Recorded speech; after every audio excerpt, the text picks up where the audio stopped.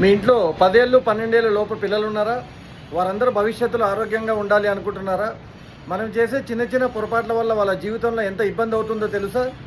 ఇది ప్రతి ఇంటికి చేరాలి. ఎందుకంటే ప్రతి ఇంట్లో ప్రతి ఒక్కరి బంధువుల ఇంట్లో కూడా ఖచ్చితంగా పిల్లలు ఉంటారు కాబట్టి ఒక శాస్త్రవేత్తల బృందం ఏం అధ్యయనం చేసిందంటే ఇప్పుడు ఎవరైతే 2010 నుండి తర్వాత పుట్టిన పిల్లలు ఎవరైతే 10-15 ఏళ్ళ లోపల ఉంటారో వాళ్ళ భవిష్యత్తు ఏ విధంగా ఉండబోతుందని చూస్తే వాళ్ళు చాలా ఘోరమైన నిజాలు బయటపెట్టారు.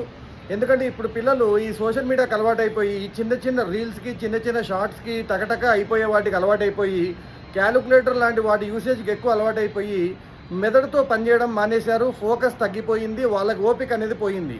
ఎందుకంటే ఇన్స్టాగ్రామ్ యూట్యూబ్లో అలవాటు అయిపోయిన తర్వాత వాళ్ళకి బయట జీవితం చాలా నిదానంగా జరుగుతున్నట్టు అనిపిస్తుంది. ఎందుకంటే ఈ సోషల్ మీడియా వాటిలో అన్నీ 30 సెకండ్లు 40 సెకండ్లు అయిపోతాయి.